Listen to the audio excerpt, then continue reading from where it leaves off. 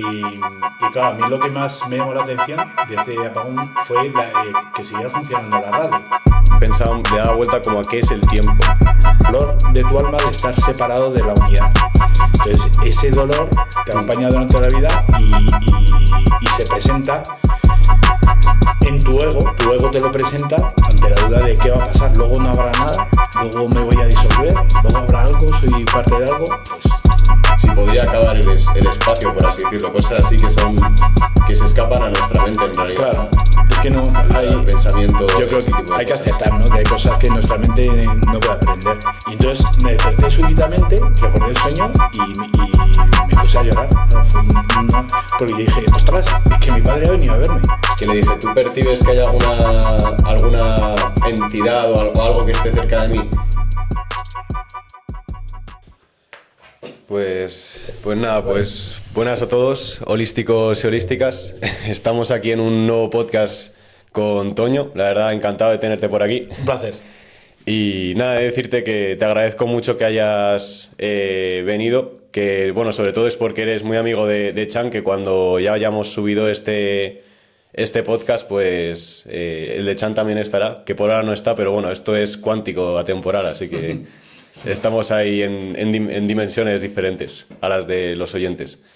Muy bien. Y nada, bueno, nosotros ya nos conocíamos de grupo de montaña, que no lo he compartido, pero yo soy monitor de ocio y tiempo libre, y cuando hice mis primeras prácticas como monitor, al primer campamento al que fui como monitor, estaba ahí Toño, y fue la verdad una experiencia muy bonita que me acuerdo. Y eso, y también aparte que te agradezco que, bueno, que el Chan, al haberte comentado nuestro proyecto, que te haya molado y que te hayas puesto en contacto con nosotros, y además que eres la primera persona que se pone en contacto con nosotros por curiosidad de lo que hacemos, y también el primer invitado que se desplaza hasta aquí. Para que normalmente soy yo el que va ahí a grabar, así que súper guay. Así ya de paso tenemos los micros buenos. Claro, perfecto. Sí. Bueno, como somos vecinos, pues el desplazamiento fácil. Y nosotros nos conocemos de antes. Ah, es verdad, es verdad. Chavalín, claro. Sí, es verdad, es verdad. Pero bueno, pasó tiempo desde entonces y mira, reencuentro. Claro. Sí, pues sí, me alegra la verdad, y que haya esas especies de sincronicidades en un momento dado nos vimos ahí en el Valle de las Lobas, ¿no? Sí. Y luego ahí después también, al haber contactado con Salva, que estábamos hablando de antes, luego nos cruzamos ahí en el bar. Sí. Al poco Chan te dijo que había grabado un podcast conmigo y ahora estamos aquí, así que es súper guay. Nada, todo confluye. Sí. Estupendo. Y si quieres comentar un poco los proyectos en los que estabas, que antes se lo estabas comentando a mi madre, pero no me dio tiempo a escucharlos todos. Pues hablar de esto, yo creo que tenemos que empezar hablando de una cosa muy interesante que yo creo que debería estar ya como muy claro en la educación, que es qué es un generalista y qué es un especialista. Esto yo lo he entendido porque uno de mis trabajos es en un museo, concretamente en un museo de insectos, único en Europa. Y entonces te das cuenta que los animales, los hay especialistas que se dedican a una cosa, por ejemplo la abeja, el rollo de la abeja pues es el néctar, entonces ese es su alimento y a eso se dedica. Y luego tiene, pues por ejemplo, el zorro o la hormiga, que bueno, según lo que vayan encontrando y según el tiempo que haya y lo que haya disponible, pues cambian de un alimento o de otro. Y resulta que las personas somos igual, pero nuestro sistema educativo, vamos a empezar a dar caña ya, sí, está pensado para los especialistas. O sea, yo con muchas otras personas habré sido en vuestra vida. Hijo mío, estudia una cosa, que tú tienes que ser alguien en el futuro. Entonces, te empiezan recortando de todo lo que vas aprendiendo en el colegio, te empiezan recortando, ¿no? Ya ciencias o letras o técnicas o tal. Y ya de ahí tienes que escoger una carrera, y de una carrera una especialidad, y de una especialidad luego, como dice Fidel Delgado, trabajarás en lo que puedas, ¿no? Entonces, bueno, hay gente que imagino que por su experiencia y lo que trae este mundo, directamente entra pues en lo que sea, pues el Papa era ingeniero, pues el hijo es ingeniero y y el tío es ingeniero toda la vida y solo piensa en puentes o en lo que sea. Pero luego hay gente que tenemos muchas inquietudes. Yo una vez hice una lista y creo que me salieron como 30 o 40 trabajos diferentes que he hecho Ostras, sí que son... en la vida que llevo. Y esto es porque he tenido muchos intereses y no hice una carrera. Empecé una carrera que fue psicología, pero no la terminé.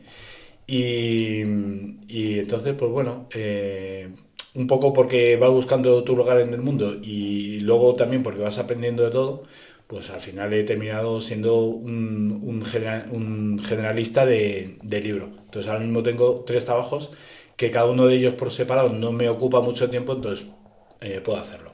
Entonces, por un lado enseño baile, por otro lado estoy en el museo que te comentaba de insectos y luego también hago rutas guiadas con mayores de 60 y 65 años. Y muy variados, además, los trabajos. O sea, Sí, no tienen mucho que ver... Son sociales un poco todos, ¿no?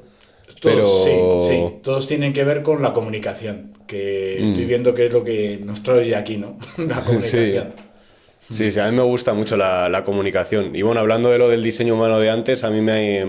Que bueno, vengo de hacerme una sesión de diseño humano y me ha comentado ahí pues esta... Bueno, que se ve reflejado en el diseño de cómo estaban las constelaciones los 88 días antes de nacer y en el momento en el que nací.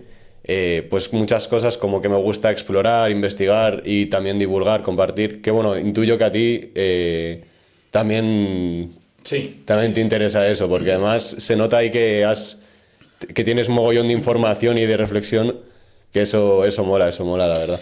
Bueno, tengo muchos datos Datos en la también. cabeza, datos. Creo que este apunte es necesario porque para distinguir entre lo que es un sabio y lo que es un doctor, digamos, ¿no? Alguien que sabe cosas.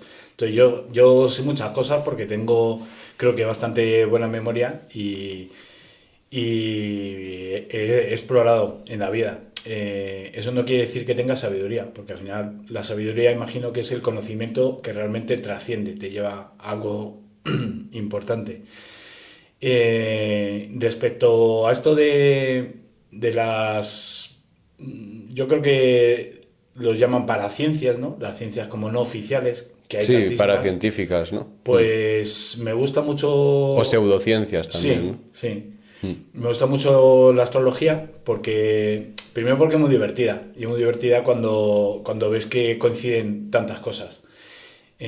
No soy de los que dice, uy, tú que si no eres Capricornio, pues vale, encantado de conocerte, que ya no quiero saber de ti, ¿no? Sí. Pero es curioso que luego tratas con el Capricornio y dices, joder, ¿cómo tira la cabra al monte, ¿no? Y es como a posteriori que veo que las cosas coinciden. Siempre que hagamos un análisis profundo, ¿no? Porque la mayoría de la gente que no cree en la astrología creo que es por los recortes del periódico, ¿no? De esta semana los Leo van a ganar mucho dinero. Y dice, joder, todos los Leos del mundo, o sea, Sí. en o sea, uno de cada 12 en el mundo van a ganar y otros 12 se van de viaje y otros 12 encuentran el amor. Entonces, eso es una cosa bastante poco seria, pero cuando te metes de cabeza en la astrología, cuidado. Mi padre era muy buen grafólogo y entonces aprendí cositas, el gato. Aprendí cositas de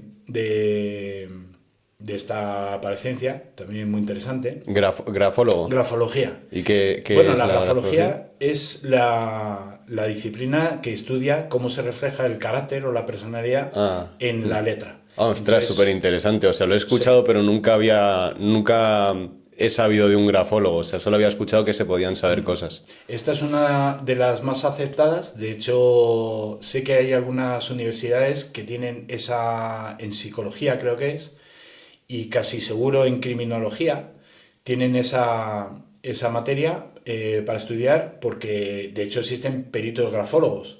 Si tú tienes un documento que teóricamente firmó tu abuelo y la otra familia dice que no, que eso fue la abuela que le copió, pues ahí está un grafólogo para determinar si esa escritura corresponde a esa persona. Es bastante interesante hasta un cierto nivel de profundidad. Pero vamos, ya te digo, muy aceptada en el territorio de la legalidad, los abogados y tal, el tema de los peritos. Eh, He estudiado un poquito, bueno, me han hecho como a ti diseño humano y fue bastante potente. Me hablaron de cosas muy profundas. El eneagrama es ahora en lo que estoy así googleando un poquito y me parece muy interesante. Todavía no sé qué número soy, No, pero yo lo supe porque me hice un test y curiosamente, bueno, no sé si habrás oído esto, que seguro que sí, vamos, de que dicen que está también toda la información como en el campo unificado y no sé qué. Y no sé cómo eres de escéptico o de no en cuanto a ello, pero hubo una mujer que conoció a mi madre hace mucho tiempo y que no sé muy bien lo que hacía, ni el cómo ni por qué, pero que le tocó, él le miró la mano, le tocó algo así. No sé si, creo que era algo de, ay, ¿cómo se llama? Se me ha ido el nombre de cuando prueban, le preguntan a tu cuerpo. ah, homeopatía es. No era kinesiología, Kinesiología. kinesiología, Sí, sí. sí, sí, sí. Y entonces le preguntó como a su cuerpo qué eneatipo era ella, qué era yo y qué era su pareja. Ah, qué bueno. Y curiosamente dijo el mismo que el del test que me salió a mí. Ah, Y luego investigué como más a fondo en el eneatipo, que el mío era 7 transmisor y, y a primera vista no me hubiese reflejado tanto en un 7 porque hubiese dicho 7 pues son una persona más, o por lo menos el arquetipo que le ponen más como elocuente, así como súper animada y tal. Pero luego hay, como tú dices, de que si no lo coges solo por el, vale, los 7 es tal, tal y tal, sino que indagas ahí en, vale, soy 7 pero cuál puede que sea el subtipo tirando a 5 a tal, y de la corriente, o no me acuerdo cómo se llamaba, de transmisor, y viendo la especificidad me clavaba en casi todo, sí, sí. en todo. Sí, parece ser que cuando estás en un número, en realidad, bueno, participamos de todos los números, pero hay un número que es como lo importante y luego hay uno en el que te neurotizas, o sea, en el que cuando no estás colocado, como que te vas a lo peor de otro número y uno en el que descansas. Ujú. Entonces, y estos están relacionados. Ya sabéis que el enagrama tiene unos triangulillos y no recuerdo, el 7 no sé si estaba con el 5 y el uno puede ser, Sí, creo que sí. Sí, sí. Tal porque cual, sí, sí, era eso. yo creo que andaba entre el 5 y el 7 también, sí, sí. También andabas por Pero ahí, tengo ¿no? muy claro que me neurotizo en el Pues uno sí. el 5 a mí me pega, bueno, me pega en ti un poco por esa parte que decían que el 5 era, le daba mucha importancia a la información intrínsecamente, como que busca ahí saber, especificidades y tal. Claro. Y yo creo que Marcos, el compañero con el que hago los podcasts, tiene bastante de 5 podría ser. Ah, Pero vamos, todo esto siempre sí. es muy difícil, ¿no? Saberlo Claro, a simple vista. para mí lo interesante de todas estas disciplinas es que te pone en contacto, en un diálogo con tu interior. Porque si a ti, por ejemplo, te leen la línea de la mano y te dice, oye, tú eres una persona muy altruista, entonces tú automáticamente tu cerebro se pregunta, ¿es verdad? ¿Soy altruista? ¿Seré así o no sé? Sobre todo si te dicen algo malo. Ujú. Oye, eres un poco neurótico, ¿no? Con el tema de la comida. Pues tú te preguntas, ese diálogo interior muchas veces es esclarecedor, porque ahí empiezas a buscar, ¿no? Las respuestas están dentro, no, afuera no hay nada. Afuera no hay nada. De hecho, la percepción lo que hace es meternos información dentro y dentro es donde sucede. Afuera, el mundo podemos decir que no existe, ¿no? Ujú. Pero bueno, aquí podríamos hablar de tantas cosas, como Sí. desde lo que más se habla ahora en la ciencia, que es que no estamos aquí, que de hecho ni siquiera nuestra alma está aquí, somos un holograma, estamos en una especie de otro sitio con muchas pantallas viviendo muchas vidas, ¿no? No existe el antes y el después. Cuando el cuerpo físico se para, lo que sigue después está en un espacio que no es espacio y no es tiempo. No hay siguiente reencarnación, están sucediendo todas a la vez. Pero Sí, bueno, eso es bastante loco. A mí me voló un poco la cabeza un concepto que leí en un libro de Jacobo Grinberg hace poco, que es pensar que todo es cuestión de dónde estás observando, porque el tiempo como que no se ha medido exactamente. O sea, él tenía como una teoría de la sintergia, de que de información redundante o sea, extrapolado un poco a la gravedad de que todos estos objetos a lo mejor tienen una información sintérgica, con lo cual parece que van muy coherentes entre sí, en cómo caen, las leyes que los unen a todos, que como ese entrelazamiento que pueden tener en una dimensión más afín, y que luego pasa esto de que la gente, al alejarse de esa información sintérgica, cambia el tiempo, si te vas a Marte o lo que sea, y también le da vuelta como a qué es el tiempo, y pensar, este es el mismo tiempo para ti que para mí o que para el micro. A lo mejor tenemos un tiempo muy entrelazado, muy sintérgico, pero ¿dónde está el tiempo de las cosas, no? Porque si tú tienes dos zanahorias iguales y una la guardas en la nevera, al simplemente reducirse el movimiento de sus partículas, ir más despacio, ya parece que tiene más tiempo, simplemente, Claro. o esa es la impresión que da. Y es muy, muy, muy curioso ese tema de que pensamos que estamos en un espacio, en, en una línea temporal, y también qué es el espacio, ¿no? Porque también hacía ese símil sabemos, o sea, si por la física prácticamente todo es vacío, todo ya es vacío, sabemos que hay cosas que están delante de nosotros como ondas, partículas de aire, un mogollón de cosas que no vemos a simple vista, y aparte, pues literalmente como que es la experiencia, ¿no? Si yo tengo que es un acontecimiento externo o es el acontecimiento interno de las neuronas que se cablean y que me hacen percibirlo.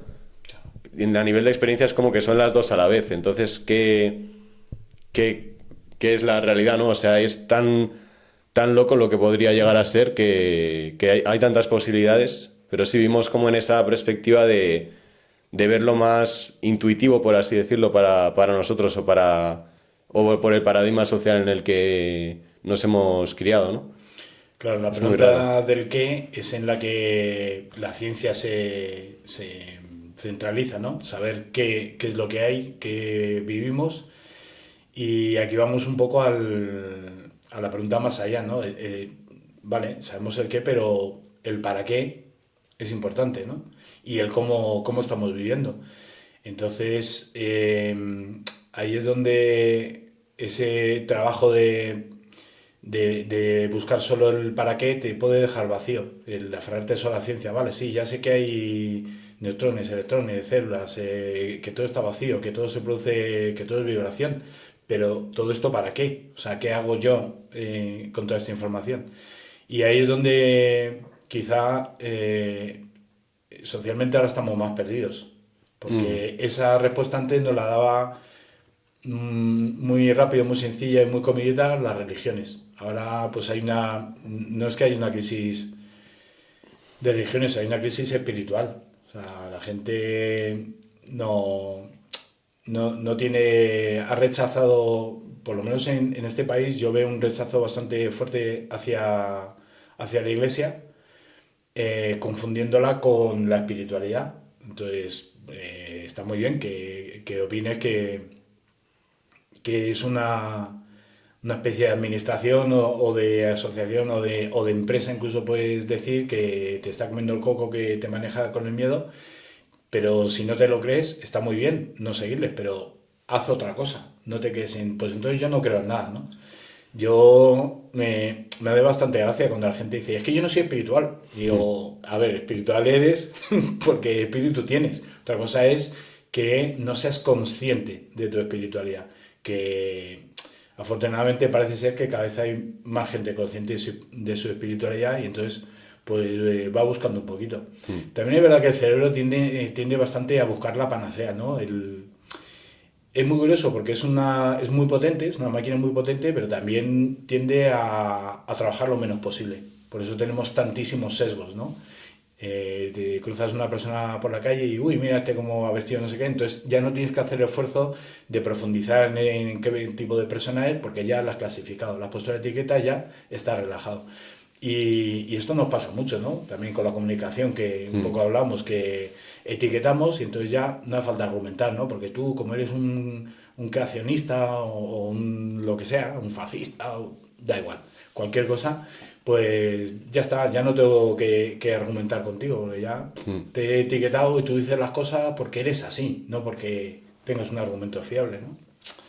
Sí, yo creo que esto también está muy, o sea, puede tener bastante que ver con el miedo a la muerte, al fin y al cabo.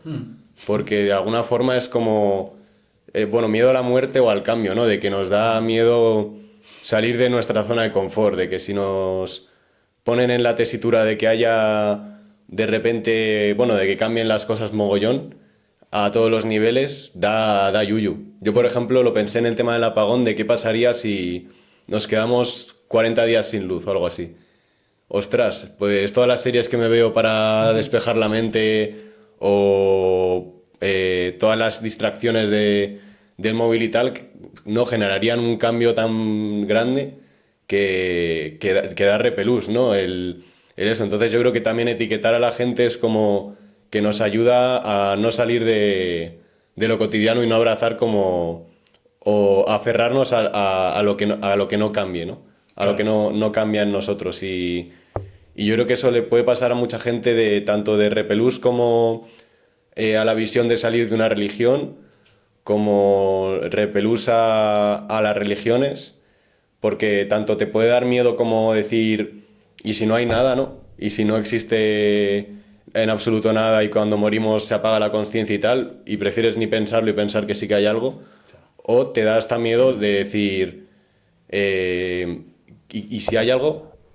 ¿Qué cojones, ¿no? ¿Qué miedo que va a pasar después de la muerte si es que hay algo? Claro, claro. Pero a mí me parece muy curioso la perspectiva de no... Yo es que no creo en nada, ¿no? Es como, que lo has dicho antes, de cómo no vas a creer en nada, yo creo. Es como... Es un poco... Lo veo un poco contradictorio o raro, ¿no? Estar en esta vida y decir, no creo... Creo Yo que es que no no... creo nada. Sí, creo que no. Sí. Sí, creo que Dios o tal, la posibilidad como de nada es muy extraña. A mí no me tiene como un sentido coherente nada, ¿no? Claro, porque lo estás diciendo desde el algo. Claro, lo estoy Lo estás diciendo diciendo desde la desde... existencia, ¿no? Sí, desde un qué, desde un cómo, desde un montón de matices al fin y al cabo, ¿no? Bueno, aquí hemos abierto un par de melones interesantes, ¿no? Lo del apagón es un temazo, sí, muy interesante. Eh, yo, por ejemplo, no soy preparacionista, pero no me pillo... ¿ves? Es que todos son etiquetas, ¿no?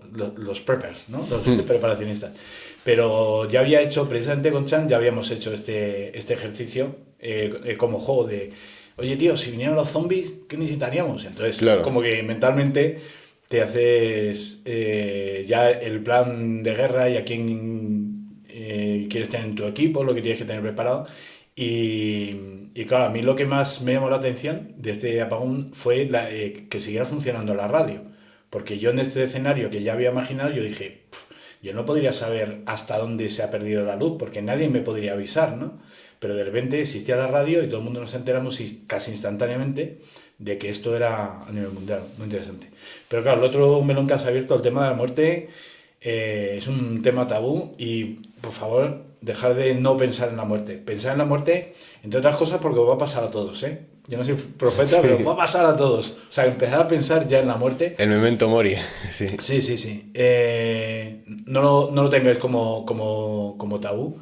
Y, y bueno, es que en nuestra sociedad no se habla mucho del tema. Pero claro, todo eso es que tiene que ver con todo. Antes comentabas el miedo al cambio.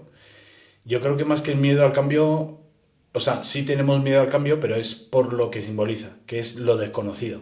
Porque si tu cambio es, oye, que en vez de tener que ir en bicicleta al colegio, vas a poder ir en coche. A que dices que sí, aunque no lo Claro. conoces, no sabes lo que es un coche, pero oye, que voy en 2 minutos Si sentadito. te qué dicen bien. vas a poder ir volando, dices, ¿cómo? O sea, Quiero ese cambio. el cambio Sí. que conozco y que va mejor, digo que sí. Todos los días como Mm. espaguetis y te dicen, oye, que mañana vas a comer un filetón, tal. Pues dices que sí, instantáneamente, aunque no sepas lo que es el filetón. Pero claro, el desconocido, ¿qué habrá allá? Cuando abordas estas preguntas desde un nivel mental, el estrés es brutal, porque la mente quiere saber, la mente quiere controlar y ese conocimiento vamos a decir que no lo tenemos o no es accesible. Cosa que ya no está pasando, porque en el nivel de comunicación que tenemos a nivel mundial hay muchísima gente que está hablando. Hay gente hiperprofesional y además muy científica que está estudiando todas las ECM, todas las experiencias cercanas a la muerte, que algunas, como decía uno de ellos, dice, de cercana nada, es que yo no estaba cerca, estaba allí, estaba muerto, ¿no? Y tanta gente que ha hecho regresiones, empezando por el famoso libro de Brian Weiss. Ahora hay gente en Madrid. Yo he visto uno que es, me estoy leyendo justo uno que se llama Vida entre vidas. ¿Es ese o...? Es de Es que Joaquín no me acuerdo. Cámara. Me suena a Brian West más bien, o... Puede ser, sí. Pero... Sí, creo que es el segundo que hizo. Este hombre, por si no lo sabéis, pues psiquiatra estadounidense que hacía hipnosis y va buscando el origen de los problemas que tienen las personas. Y con una de ellas, pues fue diciéndole, pues ahí no está, en tu infancia no está, a ver en la infancia más temprana, pues no, pues ve más atrás, que a lo mejor está en el nacimiento, a lo mejor está en el útero. Entonces, tirando para atrás, saltó a la vida anterior, que como decíamos, no hay anteriores, hay otras vidas y están todas pasando. Estáis viviendo todas las vidas que estáis viviendo en Es este a la momento. vez. Sí, sí. Yo esto mentalmente, mi mente, claro, necesita imágenes para comprender las vidas que estoy viviendo, como que la imagen son burbujas que están todas conectadas. Porque al final lo que hagas en esta vida no es que te lo lleves a la siguiente, es que afecta a todas las que estás viendo. Lo que pasa es que hay algunas vidas como mucho más fuertes, más pesadas, pasan cosas más trascendentes. Sin embargo, hay otras, yo conozco, tengo una conocida que me contó, sí, yo una regresión, pues no sé si había sido una granjera en Kansas, no sé qué, y en esa vida no hice nada más que estar en la granja. Y cuando me estaba muriendo, me di cuenta de que no había aprendido nada. Y entonces aprendí eso, que no había aprendido nada, ¿no? Y que entonces en la siguiente vida, pues, tenía que hacer algo importante. Y hoy en día, pues, es una coach conocida internacionalmente. Entonces, ese miedo de no saber qué pasa, pues, ¿cómo lo abordamos mentalmente? Podemos traer información. Yo, en mi experiencia, te puedo decir que creo que en este mundo y en esta vida que estamos viviendo, la información está. Lo que pasa es que está codificada. Ahí es donde volvemos al cuidadito con esto, porque cuando accedo a esa información, mi ego se va a hinchar. Y va a decir, claro, yo ya tengo el conocimiento del universo y tú eres un ignorante y tal. Entonces, acceder a ese conocimiento requiere una buena dosis de humildad, pero está ahí. A lo mejor parte de ello está en las paraciencias que decíamos antes. Para mí, la verdad, es una especie de diamante o de cristal que tiene muchas facetas. Es como si... Piensa en una pirámide de base cuadrada, ¿vale? Si yo la pongo de culo y miro desde aquí, yo te digo, tío, esto es una pirámide. Y tú me dices, no, es un cuadrado, es un cubo. Claro. No, te has equivocado, tío, es una pirámide. No, es un cuadrado. Entonces, ¿tenemos razón los dos? Sí. ¿Está equivocado alguno de nosotros? No. Lo que pasa es que solo estamos viendo parte. Entonces, cuando accedemos desde, yo qué sé, desde la psicología o desde la Gestalt o desde la astrología o desde la observación de la naturaleza o desde la interpretación o desde el esquí, porque todos son formas de ver la vida, todo al final nos da una visión de qué es la verdad, de qué es lo que estamos viviendo y qué es lo que estamos experienciando. Cada uno tiene su parte. ¿Podemos aprender todo el conocimiento? Yo creo que con una mente física no. Creo que tiene sus limitaciones. Sí, 100%. Claro, entonces cuando decías, ¿qué es Dios? Es que te empiezas a pensar en estas cosas y la cabeza se te va, la cabeza. Sí, además que hay que tener cuidado con la palabra Dios, es una palabra muy fuerte para muchos, ¿no? Sí, bueno. Porque cada uno la interpreta, o sea, yo por lo menos la interpreto, a mí me da la sensación de que es todo, o sea, es como todo, al fin y al cabo, sí. Yo creo. Pero luego hay otras personas que lo perciben como una entidad que castiga, que dice esto está bien, que te cuida o que no, que... Claro. Me recuerda a la película del dormirón de Woody Allen, que creo que ella le dice, pero ¿tú no crees que hay algo por encima que lo ve todo y lo controla? Y dice, sí, sí, es el gobierno. ¿No? Pero claro, ahí es donde no estamos hablando de lo que es, sino de lo que nosotros creemos que es o cómo lo vemos. Entonces, pues bueno, habrá gente que lo llame Dios, habrá gente que lo llame la fuente, la energía, el todo, el uno. Yo, por lo que he estudiado de historia, creo que el mayor malentendido de la historia fue la frase Alá es el único Dios. Esto fue interpretado por los cristianos como que esta gente está diciendo que su Dios es el único y que el mío no existe. Claro. Entonces de ahí surgen las guerras, pero ellos están diciendo Alá es el único. Estaban diciendo es el único y igual que Yahvé, tú lo llamas Yahvé, yo lo llamo Alá, pero estamos hablando de lo mismo, es uno, es el único, y haciendo referencia también a que todos somos parte de lo mismo, todos somos Dios, somos parte de Dios. No, y yo lo que tengo entendido además es que surgen del mismo, de los Vedas, sí, de la India. O sea, yo tengo entendido como que por transmisión, o no sé si uno de los dos, o Jesucristo o Mohammed, fueron a esto. Es que Jesús. No pronuncio bien Mohamed, diría Mohamed, pero lo llaman Mohammed, ¿no? O más bien. Sí, bueno, Mahoma. Sí, Mahoma, en castellano lo llamamos Mahoma. Pero el origen de esas dos religiones, o de las tres, si queremos hablar del judaísmo, del cristianismo y del islamismo, es único. Sucede, de hecho, los islámicos reconocen a patriarcas, como a Abraham, lo reconocen como un patriarca y parte de su historia. Y de hecho surge después del cristianismo. Primero existía el judaísmo, después el cristianismo, después el islamismo. Efectivamente hay una teoría bastante fuerte que dice Jesús, ¿qué hizo de los 6 años? Que es, creo que lo único que se cuenta de su niñez, cuando tenía 6 años y le puso las pilas a los sabios en el templo, y después hasta los 30 años no se sabe nada de él. Y parece ser que precisamente por Belén, Jerusalén, pasaba una de las rutas de comercio muy importantes hacia la India. Y entonces dicen que efectivamente estuvo allí y esa sabiduría de los Vedas y del budismo y del hinduismo, pues se la trajo y digamos como que la transformó. Sí, a mí, o sea, yo sí conocía a uno que dice que es alquimista védico, y que está ahí pues estudiando el Mahabharata y el Bhagavad Gita o algo así, no me acuerdo cómo se llamaba. Y decía que según él, bueno, sí, lo que él piensa es que ellos conocieron estos textos, y lo que hicieron fue quitarle como mucho peso, porque hay muchas cosas de la naturaleza, de la realidad, de otros semidioses, del sol y de no sé qué, y que decidieron como quitar a todos los semidioses o todas estas cosas, ir a lo principal, que de todas formas lo más principal, que es el Dios más Dios. Claro. Y ello pues me tiene coherencia con lo que tú dices, de que a lo mejor es que estaban refiriendo al mismo, aunque lo interpretasen de otras, porque luego siempre dicen que tanto Krishna como Jesús y Mahoma y tal, que no querían que se les pusiera como a ellos de ídolos, tampoco querían que se hiciesen religiones en base a su mensaje. Claro. Y se hizo todo lo contrario, así que yo creo que estas interpretaciones de lo que dijo uno y otro están muy sesgadas por todos, al fin y al cabo. Sí, y por la cultura en la que vivas.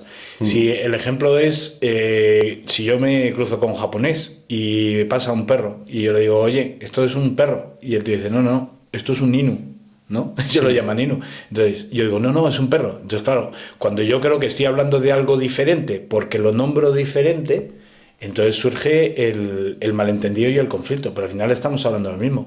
Entonces Alá y Yahvé, y a lo mejor no Buda, porque Buda es... claro, la palabra Buda hace referencia a Siddhartha, pero también hace referencia como al iluminado, ¿no? Pero cuando estamos hablando de una figura celestial, que aquí yo igual no estoy muy seguro de que sea correcto, pero a lo mejor podríamos hablar de dioses y deidades. Entonces, las deidades hinduistas son como los aspectos de la realidad o de ti mismo, ¿no? Cuando estamos hablando de Vishnu o estamos hablando de... me sale el movimiento de los brazos. Bueno, cualquiera de los dioses, que ahora no me vienen. Creo que estamos hablando más de deidades, aspectos, ¿no? Sin embargo, el Dios, como el Dios cristiano, sí es como... Es una figura como más de un ser que te crea a ti, que te cuida o te castiga o te juzga o tal. Pero yo creo que al final son formas de hablar o de intentar comprender con tu cerebro limitado algo que es ilimitado. O sea, es como pensar en el universo. Tú, tú piensas en lo que nunca se acaba, en el infinito. Y tú dices, joder, el infinito, qué grande es, ¿no? Que llega hasta aquí. No, eso es finito. Piensa que no se acaba. Es que el cerebro humano no puede pensar en que algo no se acaba. Tiene que haber un final, ¿no? Y si lo partes a la mitad o si lo divides, ¿no? Sí. O si lo multiplicas, ¿qué pasa con eso? Es como raro. Claro, los multiversos. O sea, o sea, hay uno y luego otro. Esta imagen en la última secuencia de Men in Black la ves, ¿no? Cuando hace el zoom out, sale un universo y es una canica. Y hay varios. Pero claro, esos varios están en otro, ¿no? Entonces, nuestra mente no es capaz de entender qué significa infinito. No sé, a veces yo me pregunto si cabríamos como en una serie de espacios súper, o hay un momento que es finito el espacio y no cabría un toño dentro de un toño, dentro de un toño, dentro de un toño ahí infinitamente. Pero habría un final, ¿no?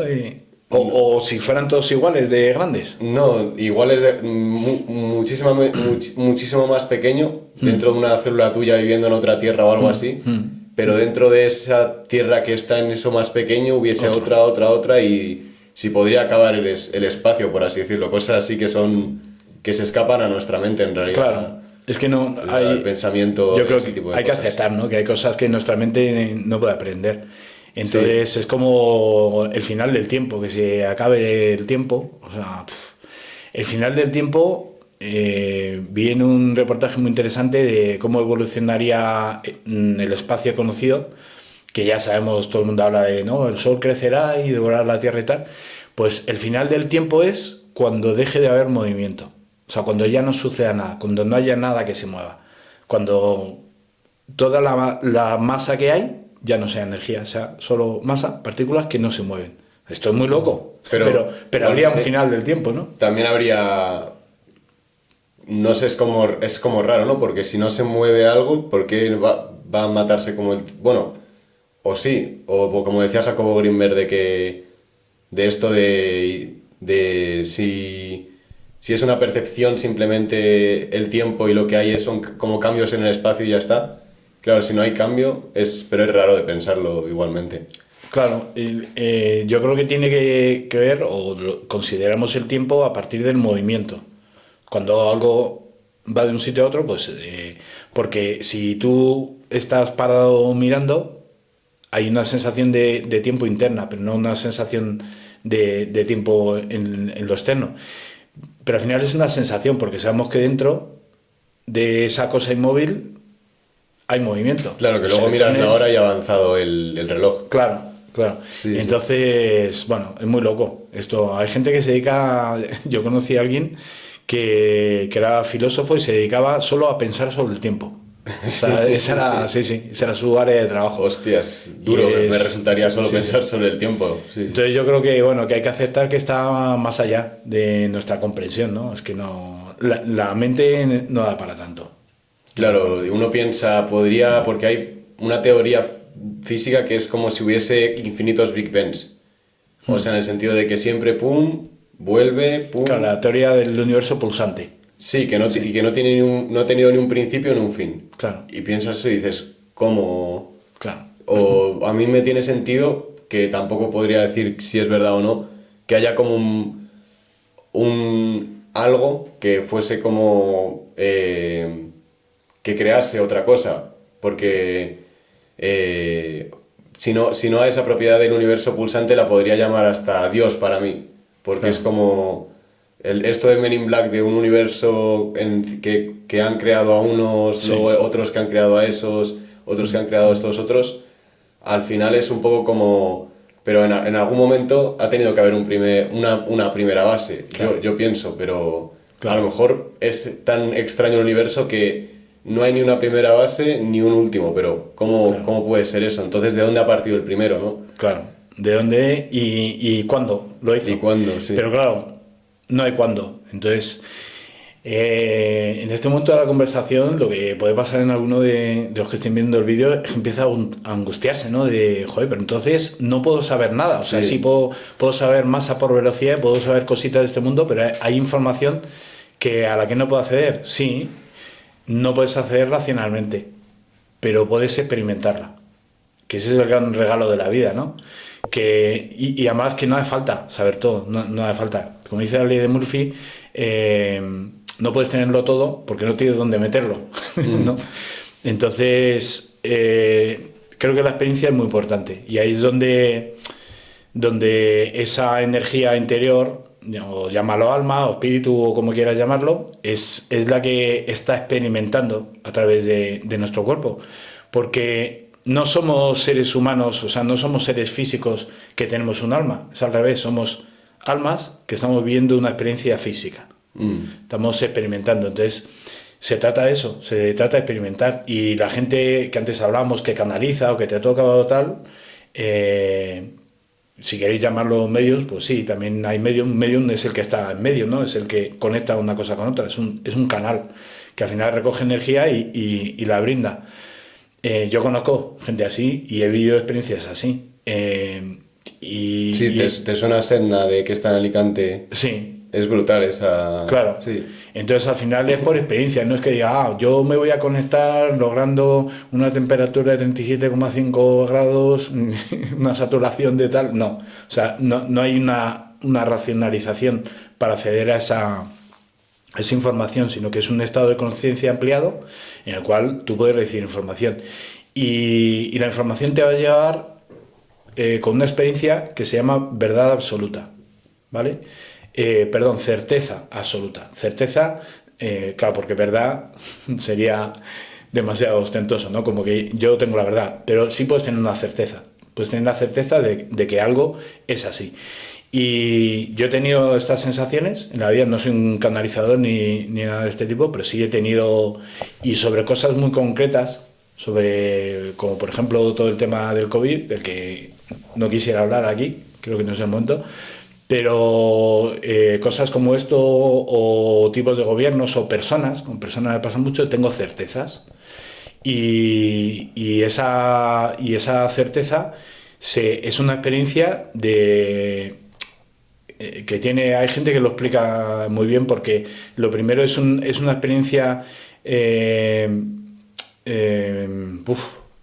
no sé cómo decirlo, es de conciencia ampliada, es como que accedes a una información que tú sientes que es verdad y es algo además que es profundo y se prolonga en el tiempo, no es, de repente me he dado cuenta de algo, sino que se queda ahí como de, sí, esto es verdad, ¿no? Desde cosas que tienes que hacer como trabajos de, aquí tengo que estar. Y no es, a veces hay cosas como las sincronicidades o las casualidades, que dicen que no hay casualidades, que te pueden traer esta experiencia, ¿no? De repente ves algo y dices, ¡buah! Esto tenía que ser así, ¿no? Y lo sientes como muy fuerte. Y creo que esa es la experiencia que nos podría acercar un poco a qué está pasando y por qué estamos aquí, ¿no? Más que la cabeza científica. La cabeza científica está muy bien para resolver problemas, porque al final, pues bueno, yo tengo que saber si voy a colocar un armario, cuánto tengo que apretar un tornillo para no pasarme. Pues está muy bien, es muy útil, pero no es algo trascendente, no me lleva a ningún sitio. Y ahí es donde las tecnologías, que no son ni buenas ni malas, pues nos ayudan o nos perjudican, dependiendo de cómo las utilicemos. Siempre se ha dicho, las armas no son buenas ni malas, es el que lo utiliza, es el que dispara. Oye, el arma te puede proteger del oso, pero también puede hacer que desaparezcan todos los osos porque te gusta matar osos del Pirineo. Pues igual, la información se puede utilizar bien o mal y la técnica y las máquinas bien o mal. Estamos asistiendo a un momento en el que tenemos precisamente con el tema de inteligencia artificial, pues estamos teniendo temores, por un lado, porque nadie sabe hasta dónde va a llegar esto. Hay como visiones de hasta dónde puede ir. Se está implementando a una velocidad increíble. En el tema de la música, por ejemplo, estos últimos 6 meses han sido fascinantes. Para algunos, producen miedo en muchas otras personas, en músicos, ¿no? ¿Va a desaparecer la música? ¿La música hecha a mano analógica va a desaparecer? No lo creo, no lo creo. Porque hay gente que, esto lo decía en un vídeo Rick Bearo, ¿no? Decía, esto es como lo que comes. ¿A ti te gusta saber lo que comes? ¿O te da igual, no? Entonces hay gente que dice, a mí mientras esté bueno, me da igual. Y hay gente que dice, no, es que yo quiero saber, qué rico, ¿qué le has echado? Mayonesa, no sé qué tal. Pues la música es igual. Hay gente que le gusta saber cómo está hecha y hay gente que da igual. No, a mí mientras puedo moverme y tal. Porque la música es una disciplina que mueve muchos planos diferentes. Te puede valer como fondo o te puede valer como elevación. O sea, la música es una de las artes, yo creo, para mí es el arte que puede llevarte a estados más elevados. Cuando digo elevados me refiero a profundos, ¿no? Te puede llevar a una crisis existencial o te puede llevar a decir, ostras, esto, yo sé, oyes cosas de cierta gente, por poner el ejemplo clásico, pues de Mozart, pero para no irnos tan lejos, yo cuando escucho a Michael Field, que me parece el último compositor del siglo XX, hay ciertas piezas que dices, ese día Dios vino a visitarle a este hombre, ¿no? Y te eleva. Entonces, pues bueno, ¿la música va a desaparecer? Yo creo que no. Habrá mucha. Yo creo que tampoco, pero es cierto que el mercado va a cambiar muchísimo, ¿no? Porque muchísimo. Yo, por ejemplo, para el tema del podcast, tenemos unas portadas personalizadas por el ChatGPT que están muy guay. Y si lo hubiésemos tenido que contratar a alguien para hacer todas las portadas que hemos hecho, hubiese sido un pastón y claro. Es muy loco ese punto, ¿no? Y lo que va a mejorar, lo que tú dices, de que esto no sabemos a dónde nos puede llevar porque a lo mejor hace las cosas de una forma... Se puede vislumbrar, ¿no? Sí. Se puede vislumbrar y de hecho los que miran un poco más futuro dicen que, por ejemplo, otro ejemplo, el tema de las películas, dice, las películas te las va a hacer la inteligencia artificial. En un futuro, tú no dirás, voy a ver qué películas hay, sino vas a decir, a ver, lo que harás es aprender a escribir un prompt, unas instrucciones, ¿no? Entonces tú dirás, quiero ver una película que sea cómica, que sea en color, que tenga efectos especiales, que tenga un hilo argumental de thriller, que salga Cary Grant, Michael Jackson actuando sí. Y Antonio Resines, por poner ejemplos. Entonces te va a crear no solo el audio y la historia, sino el vídeo. Entonces vas a ver la película con los actores creados por inteligencia artificial que a ti te apetezca. Esto dicen que va a ser el futuro. El tema de las máquinas es muy interesante. Yo leí hace ya bastante tiempo, igual 30 años, un artículo que me esclareció mucho sobre el tema de las máquinas. Yo como buen acuario pienso mucho en las máquinas y en la inteligencia artificial y entonces yo decía, a ver, esto del Terminator, de que una inteligencia artificial se vuelva autoconsciente y decida el destino de la humanidad, o como en Matrix, pues como que no me lo creía, ¿no? Y entonces leí este artículo en el cual preguntaban a científicos de cuál era el peligro. Entonces todos decían lo mismo, que el peligro no es que la máquina pudiera matarte o asesinarte, sino que el gran peligro de las máquinas es que nosotros voluntariamente a ellas les cedemos nuestras habilidades naturales. Atención con esto, amigos. Es decir, una persona como yo, voy a poner mi caso, que soy muy malo en matemáticas, yo a día de hoy no sé hacer una división en papel. Porque yo lo que aprendí en el colegio ya lo he olvidado gracias a que, o por culpa de, o por causa de, que tengo una máquina que me lo hace, que es la calculadora. Entonces una habilidad natural que yo sí tenía, que era poder calcular, ya no la tengo. Me la hace una máquina. Sí, me pasa lo mismo, sinceramente. O sea, me acuerdo de cómo hacía la operación de multiplicar, pero ahora que lo dices, la de dividir, tendría que repasar la teoría. Claro. Sí. Entonces es un ejercicio muy interesante para un ratito que tengáis. Pensar qué cosas hacen las máquinas que, primero, que no queréis hacer, porque, caray, si la cortadora de césped me hace algo que a mí me produce desasosiego, me canso mucho, me fatigo subiendo al árbol y cortando. Entonces tengo una motosierra que me lo hace, ¿no? Vale, pues está muy bien. Luego habrá otras cosas que simplemente no te apetezca hacer. Sabes hacerlas, pero no te apetece, bueno, que la haga la máquina. Y luego hay cosas que no sabes hacer y que la máquina sí puede hacer por ti. Yo ahora estoy haciendo bastantes cosas de música con inteligencia artificial y no siento que le haya dado algo a la máquina que yo tenía y que he perdido.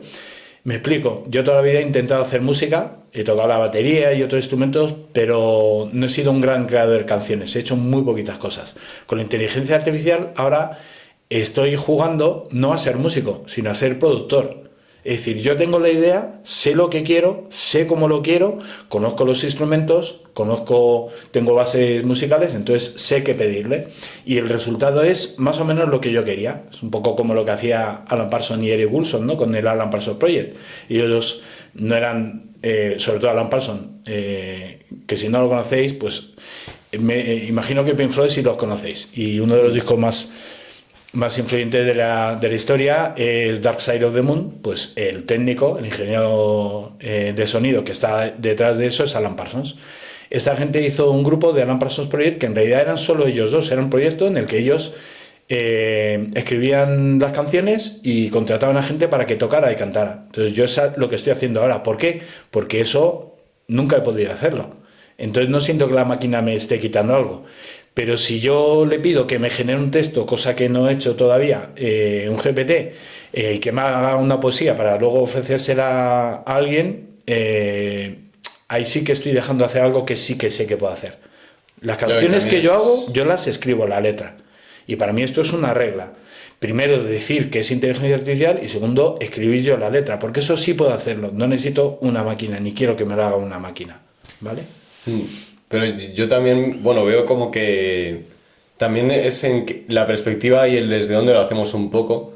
Sí. Porque a mí me dijo también una chica que participó en el podcast que al final ella tenía la percepción de que todos los proyectos que estamos realizando como con esta inteligencia artificial en cualquier ámbito, no debemos como de pensar que esta inteligencia artificial es la que hace los proyectos, sino que somos nosotros que lo hacemos con ese canal, por así decirlo. Estoy totalmente de acuerdo. Porque es un poco como la teoría de vale, he hecho yo esta casa, que la he construido, o no la he hecho, o la ha hecho el árbol que me ha dado la madera, o claro. Esta cosa que piensas, ¿y quién fue el que mató a Lincoln, ¿no? Claro. El que apretó el tal, o el que construyó la pistola, claro, el que le mandó. Sí. Bueno, ese es el argumento principal de los que fabrican armas, ¿no? De yo no soy el que la dispara, el que la dispara es otro, ¿no? Eso es un debate moral bastante... Pero lo que dice esta chica estoy de acuerdo, y estoy de acuerdo porque al final se está popularizando el término inteligencia artificial y creo que estamos en un error. Creo que había que llamarla, y hay voces que ya están hablando de esto, inteligencia integrativa. Es decir, la inteligencia, en teoría, es la capacidad bueno, hay muchas inteligencias, ¿no? Esto también es otro melón que abrir, pero bueno. Es la capacidad de adaptarte a nuevas situaciones y de crear algo nuevo. Pero incluso el propio cerebro humano no crea, sino que con toda la información que tiene, coge pedazos y lo que hace es integrar o extrapolar. Esto que es del mundo de la medicina lo extrapolo al mundo del submarinismo, ¿no? Y de repente encuentro una forma de hacer algo diferente. Entonces estás creando, pero no estás creando. Todos los artistas y todos los creadores tienen sus referencias. O sea, el mismo Beethoven o Picasso tenía sus referencias, cosas que aprendió y que luego integró. Es verdad que fueron capaces de ver más allá y que ellos ven cosas que tú no puedes, ni yo podemos ver, gracias a que tienen pensamiento alternativo. O sea, es como encontrar una forma diferente de hacer algo.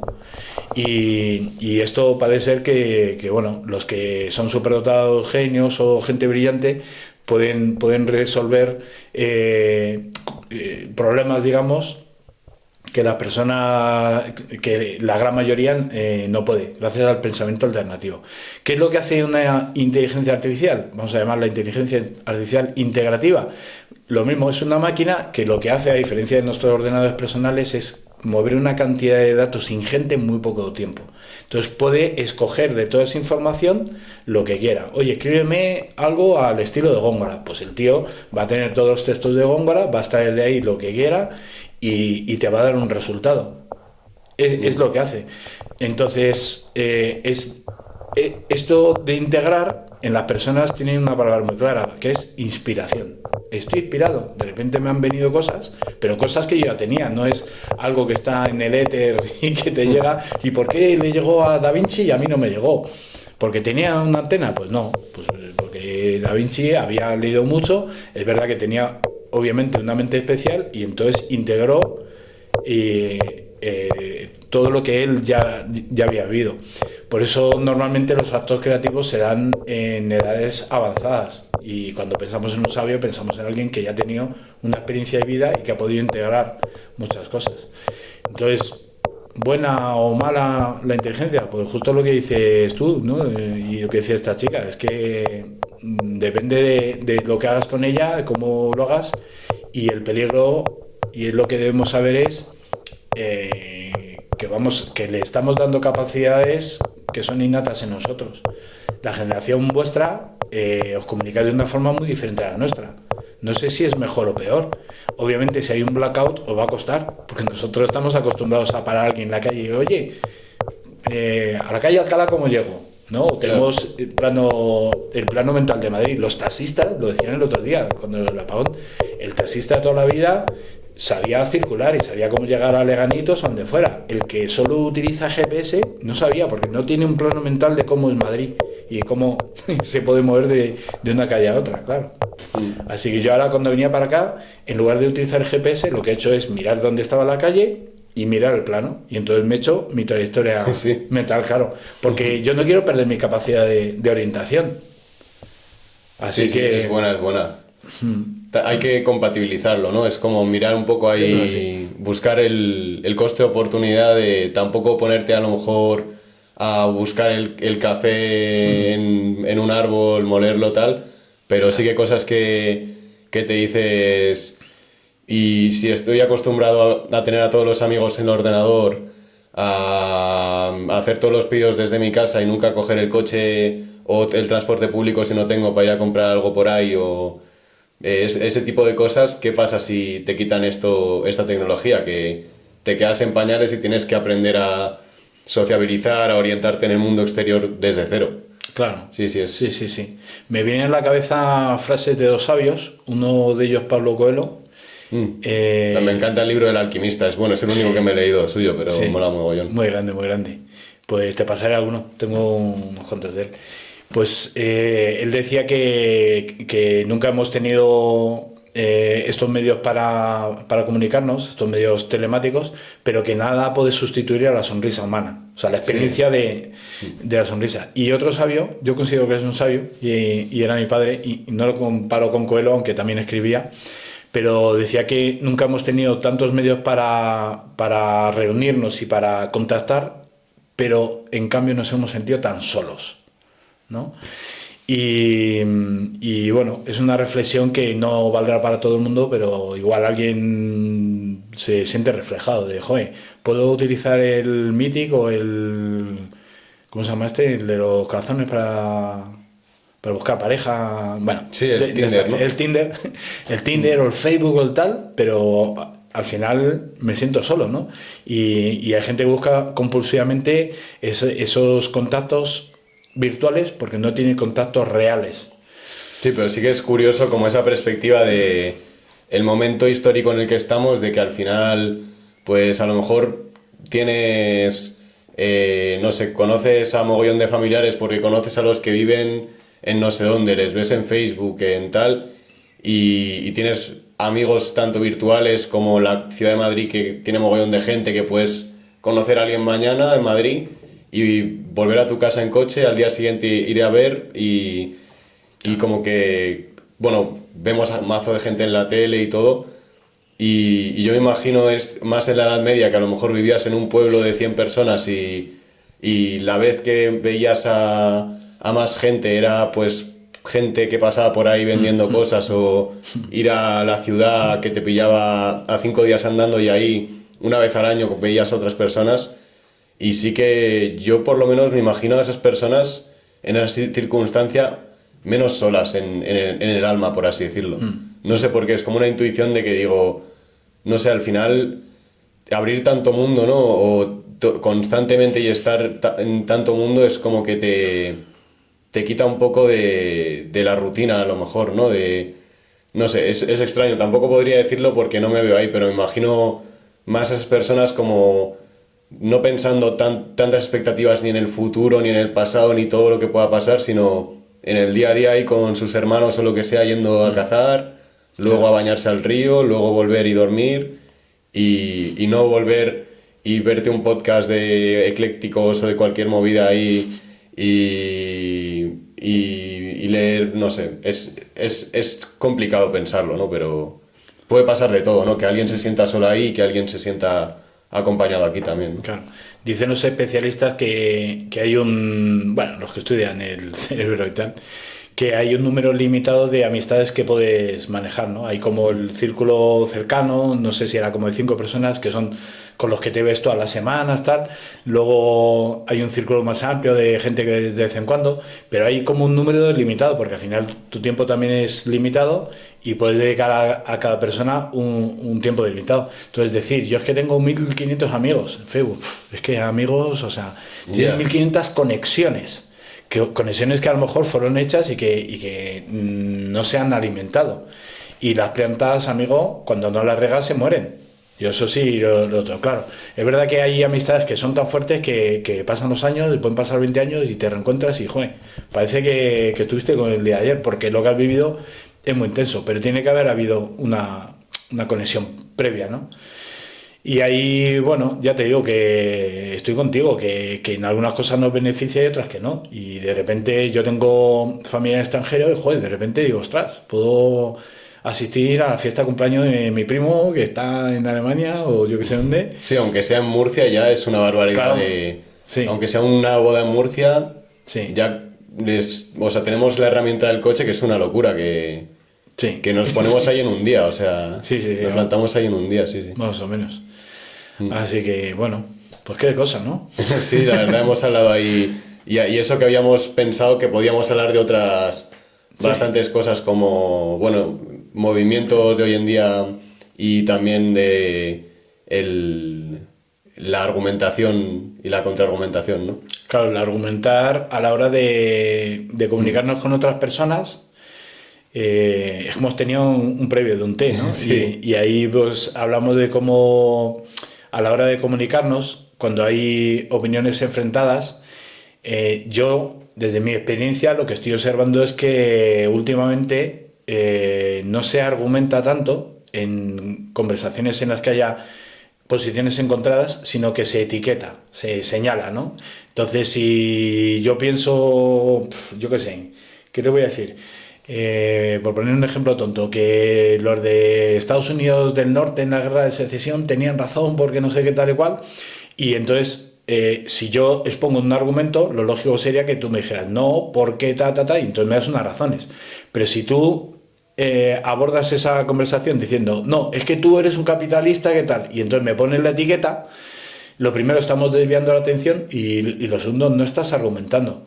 Claro, esto de lo que estamos hablando ahora mismo, que estamos hablando como de la gente que se pone a hablar de política, de fútbol, de filosofía, de tal, extrapólalo a un problema personal. Cuando tú dices, oye, es que tú en la casa no haces nada, es que no limpias, es que no tal.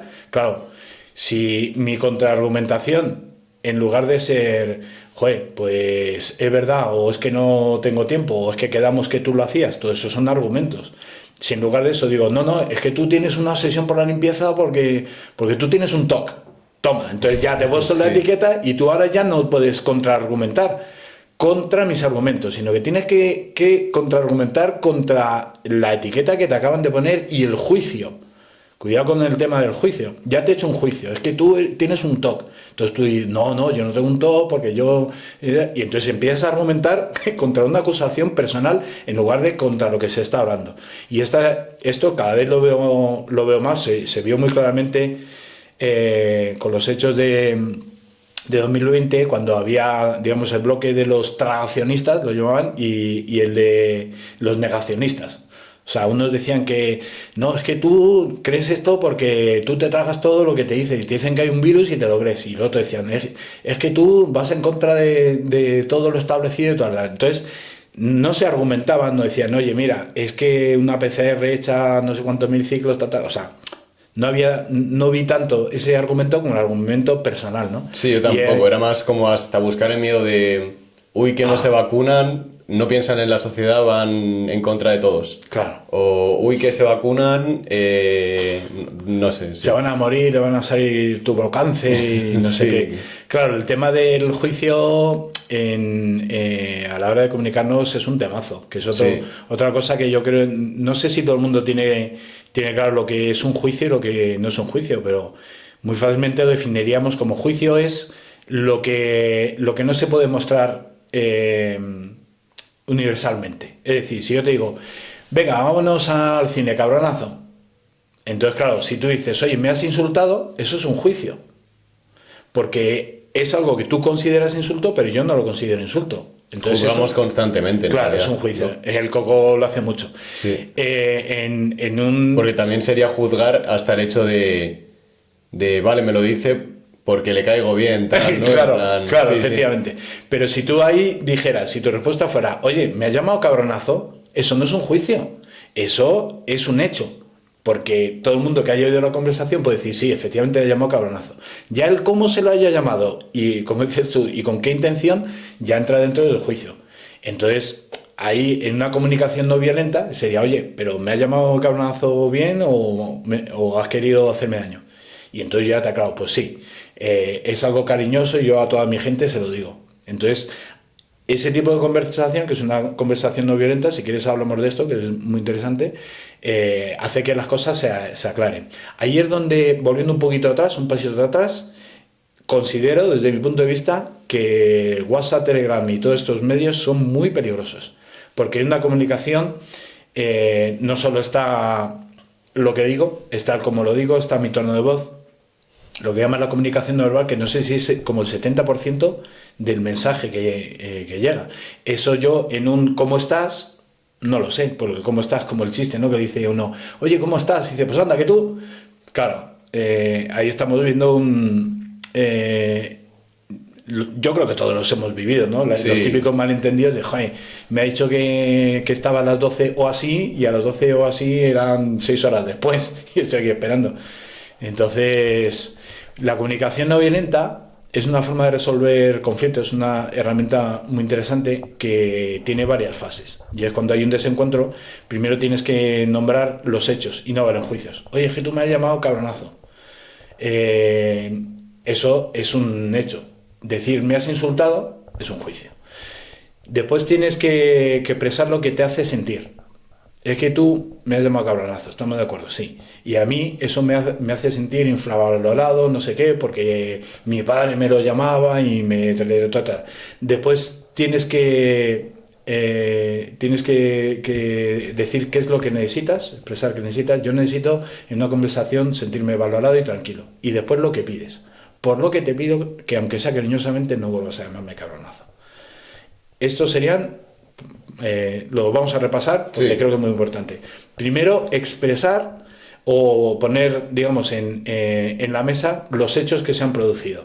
Hechos, no juicios. Claro. Después, ¿cómo te has sentido? El cómo te has sentido, oye, yo me he sentido insultado. No es lo mismo que decir me has insultado. Y eso no te lo puede rebatir nadie, porque tú... Más cómo lo has interpretado tú, pero no decir, claro, no juzgando, no dándolo por hecho, ¿no? Claro. En plan... Claro, a lo mejor... o sea, explicar tu experiencia subjetiva. Yo me he sentido insultado y eso nadie puede decir que no me haya sentido. Claro, es un hecho también. Y te puedo decir, yo me he sentido insultado porque estoy loco. O porque estoy paranoico y veo creo que todo el mundo quiere hacer daño. Sí, o porque me he tomado esto como si me hubieses insultado, pero claro, es no es un juicio, sino un hecho, de Claro. que me he sentido así. Eso es el hecho de tu percepción personal. Y esta parte tiene que quedar muy clara. Yo lo he vivido así. Yo lo he vivido como una agresión. A lo mejor no ha habido agresión, pero yo lo he vivido y yo te expreso que yo lo he vivido así. Ahí es donde ya la otra persona, ojo, pues siento que te sintieras así. Imagino que sería tu experiencia de vida, pero yo no tenía intención de agredirte. Después la tercera parte sería expresar de la forma más limpia posible lo que necesitas. Fíjate, yo necesito sentirme tranquilo, necesito sentirme cuidado, necesito serme visto, lo que sea. Que esto también puede tener que ver con tus problemas y tus obsesiones. Joder, yo tengo un problema con, yo qué sé, con el frío y necesito sentirme calentito siempre, ¿vale? Y luego la petición, por lo que te pido que no me insultes, que cierres las ventanas, que tal. Y esto es importante para que haya, o te pido que haya claridad, o no sé, lo que tú necesites. Es un ejercicio también de introversión muy interesante de, ostras, a mí esto me ha afectado y ¿por qué me ha afectado que esta persona no limpie? ¿Es que tengo yo un problema con la limpieza? ¿O es que esta persona es excesiva o creo que es excesivamente sucia o desordenada? ¿Qué es lo que necesito yo? Ojo, pues necesito que cuando vaya por la miel sepa dónde está, o cuando vaya por el azúcar, o cuando quiera coger mi bufanda. Entonces necesito orden, entonces te lo pido. Y también... una conversación de este tipo podría ser en el marco de que no haya habido un enfrentamiento previo, sino que haya algo que a ti pues no te guste. O sea, yo necesito que el ordenador esté a punto, que esté todo updated, ¿no? Que esté... Entonces, ya que lo utilizamos los dos, como yo lo necesito para mi trabajo, porque necesito esta aplicación que necesita que el sistema operativo esté actualizado, te pido que lo actualices. Pero claro, si empieza la conversación diciendo, joder, es que tú pasas del ordenador y no lo cuidas y todo el trabajo lo hago yo, ¿sabes? Entonces, mal. Así que, comunicación no violenta. Sí. Muy interesante. Pues nada, ya llevamos un montón de tiempo. Qué cosas, ¿no? Sí. Sí, lo único que hay un temita Sí. que me molaría tocar un poquillo más, que bueno, es un poco estas experiencias más espirituales, que me da bastante curiosidad, bueno, porque seguramente tendrás bastantes, y bueno, de todas formas te invito a venir cuando quieras otra vez, que me ha gustado mucho nuestra conversación Guay. y creo que podríamos hablar de otras cosas súper interesantes contigo Sí. también. El tema de la espiritualidad es un temazo, es que todo va Sí. de esto. Si al final tenemos claro que somos seres espirituales, partes de una conciencia superior, que todos somos uno. Lo que empezamos hablando del miedo, el miedo a la muerte proviene sobre todo de la separatividad, que es algo con lo que llegas a este mundo y es el dolor de tu alma de estar separado de la unidad. Entonces, ese dolor te acompaña durante la vida y se presenta en tu ego te lo presenta ante la duda de qué va a pasar. Luego no habrá nada, luego me voy a disolver, luego habrá algo, soy parte de algo, pues por las experiencias que nos cuentan. Y yo desde mis certezas absolutas personales sí puedo decirte que hay algo. Pero eso es mi experiencia, pero es como todo, es que yo te lo puedo contar, pero es que lo tienes tú que sentir y vivir. Sí. Yo no te puedo transmitir, o sea, yo sé, cuando estábamos hablando de estas experiencias, me acordaba ahí de que justo en la sesión de diseño humano me han animado a comentar también como mis experiencias vitales más relacionadas con lo emocional. Entonces, me molaría comentarte una y que luego tú, si te animas, también comentar otra, aunque pueda parecer Vale. una locura. Vale. Sí, sí. Y bueno, yo esto es un poco como, bueno, a lo que tú te referías un poco antes también, de que a mí me ha pasado pues esto de tener mucha curiosidad por estos aspectos y he hecho también mi teoría de que también pienso que somos un fractal de esa... que hemos hecho como el viaje de ida, que en los Vedas decían que eran como una chispa que sale del fuego y que se identifica de la llama, y en la cábala dicen como que es un rayo de luz que que se va para hacer un camino de vuelta y pasa por el árbol de la vida y tal.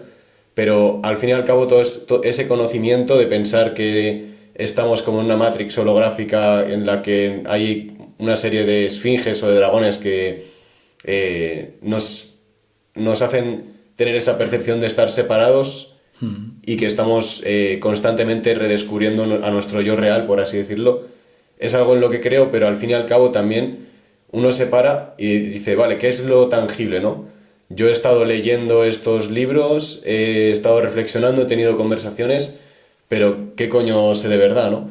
Y a mí ha habido bastantes cosas que me gustaría en algún momento pues explicarlas más en el canal, que no lo he hecho, pero cosas como las respiraciones holoscópicas, algunos enteógenos que he probado, y bueno, esas dos cosas principalmente porque son más que te llevan a otras percepciones muy vastas, ¿no?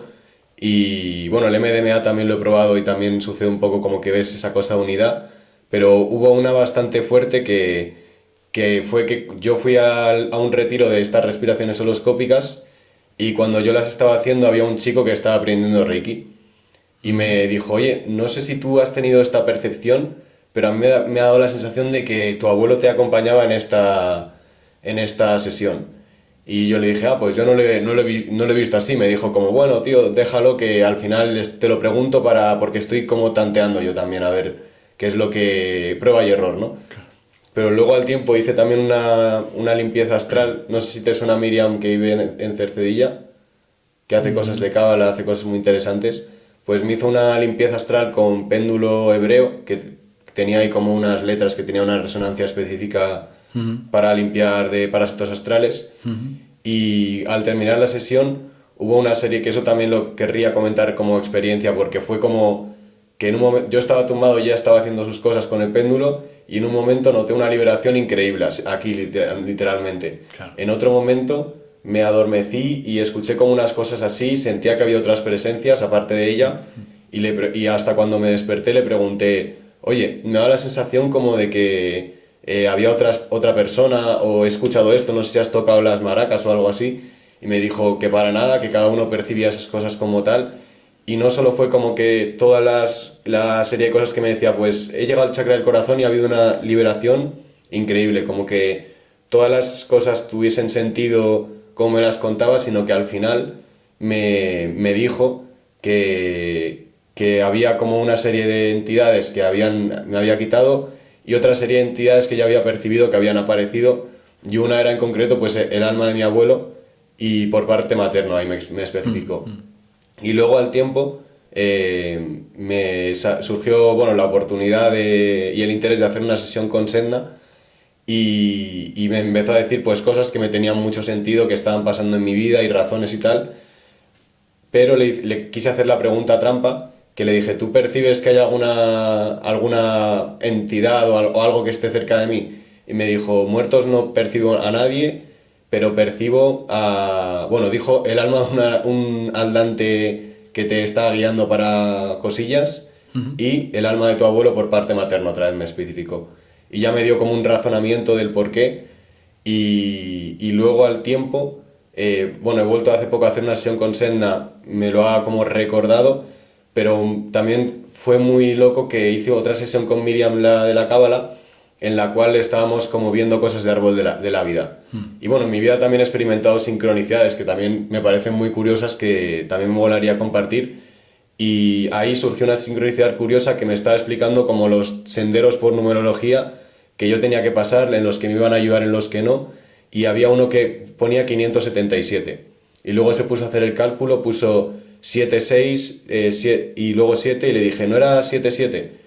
Y me dijo, ah, sí, ¿y por qué lo sabes? O por qué me lo ha recordado. Es que me ha dado como la sensación porque justo mi abuelo cumplía 77 años y era el sendero de las personas que me iban a acompañar en mi misión más álmica y eso, Senda me había dicho que eso, que nos acompañamos en un plano sutil como en el alma. De esto que todos hemos hecho como pactos en esta vida, Sí. pero hay otros pactos que son más álmicos, de que te acompañas en otro plano más... Sí. más diferente. Y nada, entonces en ese momento me dijo, bueno, no te sabría decir si de verdad, o sea, justo mi abuela había cumplido los 77 y yo lo había como dicho, o sea, lo había como visto, ¿no? Y me dijo, pues puede ser que sí, que no, y de repente a ella le cambió la cara y dijo, pues lo he notado mogollón, además, justo el monitor que hay detrás de ti se ha encendido y se ha apagado. y de repente a mí me invadió como una sensación energética súper de esto que no puedes explicarlo, que dices, hostias, no puedo transmitir con palabras qué fue esto, si placer, si no sé, amor o satisfacción, no sabría cómo expresarlo, pero para mí fue como si mi abuelo me dijera que está ahí, o bueno, mi abuelo, pero un alma, ¿no? Al fin y al cabo, que es la que está en ese cuerpo, ¿no? Que no es ese cuerpo, como tú decías antes, Sí. que tiene ese alma, sino ese alma que está en ese cuerpo. Claro. Sí, Pues sí. yo creo que experimentaste una certeza absoluta, Sí, a mí lo sentí como una certeza absoluta. que era verdad lo que estaba pasando. Claro, porque yo dije, ¿cómo puede ser que tres personas que no se conocen entre ellas y que hacen cosas completamente diferentes, una haciendo cosas más de limpieza astral, cábala, otra como senda más sensitiva, pero más a nivel a lo mejor de medium incluso, ¿no? Y el otro más de Reiki energéticamente que estaba ahí como aprendiendo. Claro. Y dije, ostras, es que esto me da... Y además lo peor, o sea, lo más tocho es, para mí es como la sensación, además de decir, ostras, como que me ha dicho hola desde otro plano, ¿no? O energéticamente. Entonces fue como decir, ahora sí que lo creo certeramente que tenemos un alma. Claro. Y que está el alma de mi abuelo cerca de mí constantemente. Claro. Porque antes era un poco lo que puede pasar y que yo me he visto en esa situación de decir, yo he leído muchas cosas que me tienen sentido de que existe un alma, pero ¿la existe? Entonces esa es como mi experiencia Claro. más grande que he tenido en cuanto a decir, ostras, esto es para mí es una verdad absoluta, como tú dices. Eso resuena Sí, con sí. lo que comentamos antes, que cerebral o mentalmente o sea, somos finitos y hay algo una información a la que no puedes acceder. Solo la puedes hacer por medio de una experiencia. Entonces, para mí esto claramente lo que acabo de contar, pues es una experiencia espiritual. Y claramente tu abuelo es tu guía, ¿no? Lo de los pactos que comentaban antes no son en la vida, son antes de la vida. Antes de cada vida, de lo que entendemos por vida, tú te reúnes con tu no nada, ¿no? Con tu grupo de almas que vais a trabajar algo específico, estás trabajando algo específico. Y ahí se hacen pactos de, oye, pues yo voy a hacer esto. Para mí, esto es muy fuerte decirlo, pero creo que el acto de amor más grande es ir a encarnarte para hacer un trabajo para otra persona.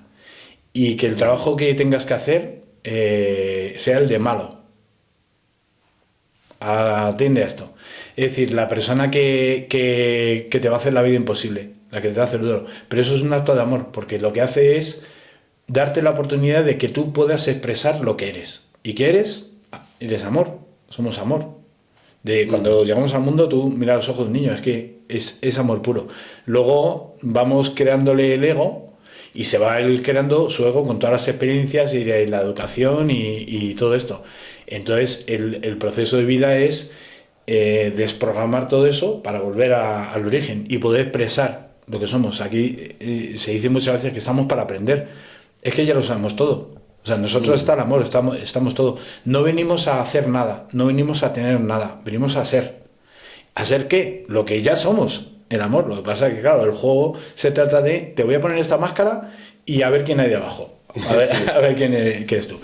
Y ahí es donde hay figuras que te ayudan y figuras que en teoría te hacen la vida difícil, pero que son...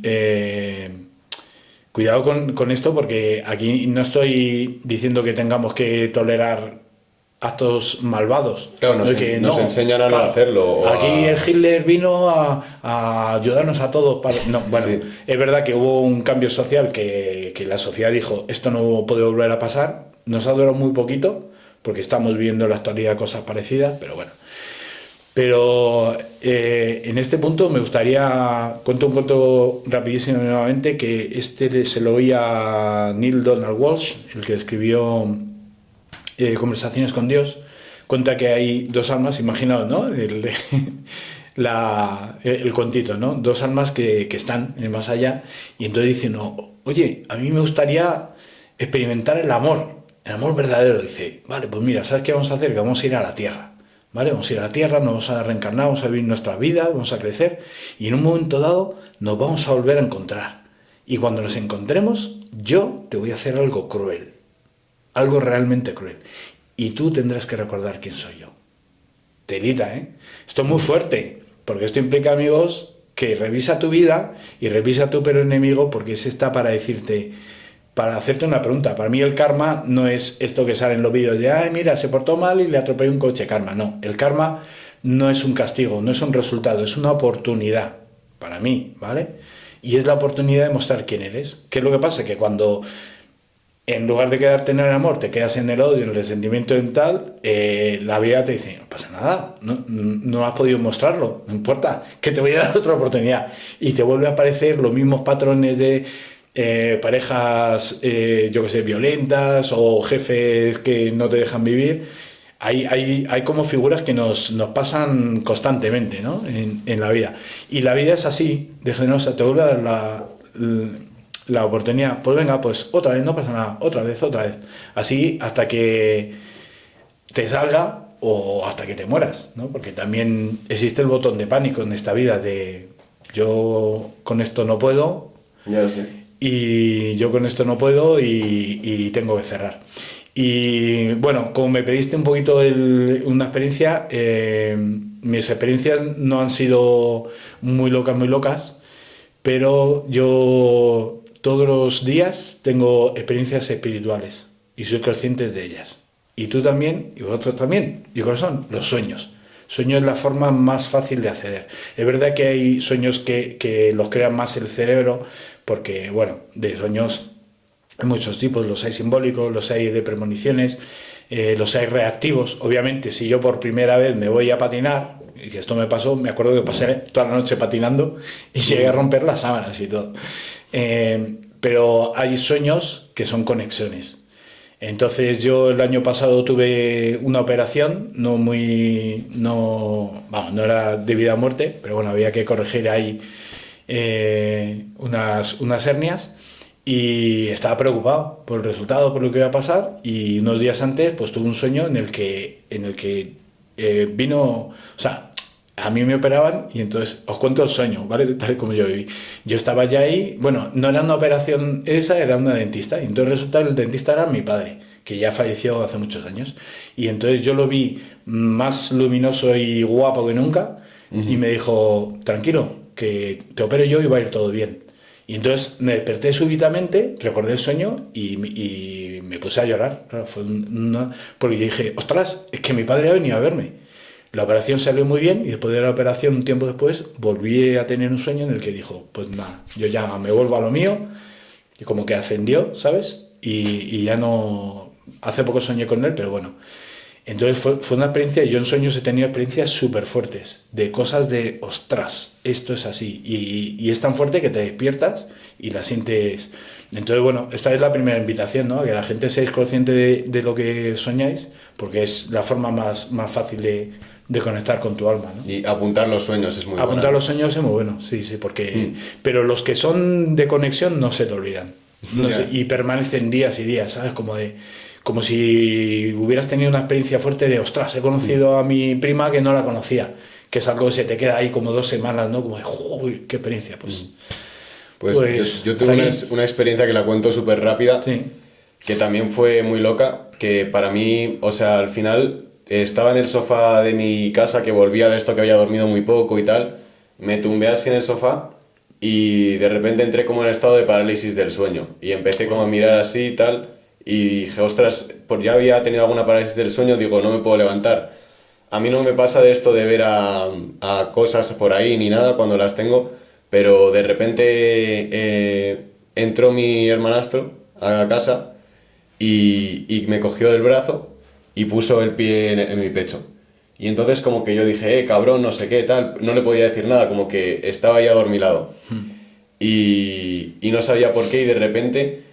fue como que me adormeció un poco, luego me levanté, lo vi tal cual como de que me puse a andar por casa y había gente, estaba también mi hermanastra por ahí, bajé aquí abajo mismamente y había un tío haciendo ejercicio por aquí y como que salí y luego ya el sueño como que se hizo más de esto que no me acuerdo bien. Solo recuerdo como que yo tenía una moto y que yo fui a casa de mis abuelos en una moto, que curiosamente era del mismo color que mi coche. Y cuando me desperté, fue como que me desperté del y mi hermanastro, o sea, no estaba ahí. Pero yo lo había vivido como si estuviese en la misma posición, o sea, como si hubiese hecho así con los ojos y hubiese aparecido todo igual. Qué bueno. Y me desperté como tan desconcertado que le pregunté a mi madre, oye, ¿yo tenía una moto? ¿Yo tengo una moto o no tengo una moto? Y sí, así como de 50, pequeñita, tal, del mismo color que el coche. Y madre, en plan, ¿estás de coña? Y me costó como 25 minutos el decir, vale, que estoy aquí, que lo que he vivido no existe. Sí. Pero lo viví como tan claramente que me dio la sensación como si fuese un universo paralelo y que justamente se hubiese como tocado ahí algo extraño y hubiese sido como que hubiese tenido, o sea, yo me imagino como dos famosos que han tenido un sueño lúcido extraño, o sea, un sueño, una parálisis de sueño extraña y que en otra mi hermanastro fue por ahí haciendo el tonto y tal, pero muy, muy raro, me dejó extraña esa... Pero sí que luego he hablado con gente, por ejemplo Marcos también ha tenido sueños que te dices tienen un significado muy grande y otras personas que al final los sueños son súper importantes, como dices. Y bueno, la última cosita que te quería preguntar es que, bueno, Chan o no sé si era Chan o mi madre, pero alguien me dijo algo de una especie de terapia que hacíais con cuerdas, ¿puede ser? Bueno, de lo que hablaba es de una de las aplicaciones del Shibari. El Shibari es el arte japonés de inmovilizar el cuerpo, que proviene de técnicas de guerra, de cómo atar a los prisioneros, y que para que se entienda un poco, pero cuidadito con lo que voy a decir, tiene una correspondencia, no real, pero para que se entienda, con el bondage de Occidente. El bondage de Occidente está, aunque hay muchas formas de hacerlo, en cuanto a alguien le dices atar a alguien, lo que te viene a la cabeza es la mazmorra, el látigo y toda esta parafernalia, ¿no? Pero no tiene por qué ser exclusivamente una actividad erótica o sexual, sino que como tiene implicaciones muy, muy de espejo, ¿no? O sea, cuando el hecho de que te inmovilicen el cuerpo puede suponer una terapia porque de alguna forma te están quitando la libertad y tan importante como el atar a alguien es desatarle y de repente puedes liberar nudos, ¿no? Entonces hay muchas formas de hacerlo. Sé que hay gente que está practicando Shibari como terapia, pero la gente que lo recibe lo vive muchas veces como una liberación, ¿vale? Porque te estoy cerrando y después te estoy liberando. Y quizá el punto más importante de todo esto es que es un momento en el que tú puedes dejar el absoluto y total control de tu cuerpo en otra persona. Entonces es algo que no es tensionante, sino es relajante, porque de repente yo no tengo que hacer nada. El que trabaja es la otra persona, el que te ata, te moviliza, te mueve, yo no tengo que hacer nada, puedo abandonarme. Como decía mi hermana en una operación, cuando estaba en la camilla le dijeron, oye, ¿estás bien? ¿Estás tranquila? Y dijo, ya no me preguntes a mí, pregunta al médico si está tranquilo, que es el que tiene que operar. Yo no tengo que hacer nada. Entonces, se trata de eso, de qué bien que puedo abandonarme. Durante una hora o lo que sea lo pactado, yo aquí que me aten, me muevan y luego me liberan. Así que bueno, una cosa interesante. Pues también sí, es un melón del que abrir y hablar. Pues nada, pues muchísimas gracias gracias a ti por venir aquí a nuestro humilde podcast. Muy bien. Y nada, pues un saludo a Marcos y a todos los que hayáis visto el vídeo. Y no sé si quieres decir algo que te apetezca para el final. Nada, que muchas gracias por la oportunidad, porque hay una frase que me acompaña bastante en la vida y es que hay una cosa que es peor que una mentira y es una verdad cuando nadie escucha. Entonces, de repente que decir cosas y que haya alguien que le interese, pues siempre es bonito compartir. Pues me alegra. Pues ya sabes que estás más que invitado a repetir si algún día te apetece. Okay. Así que muchísimas gracias por el rato, que es lo que más importa. Gracias, eso es, lo pasa muy bien. Genial, pues chao. Adiós.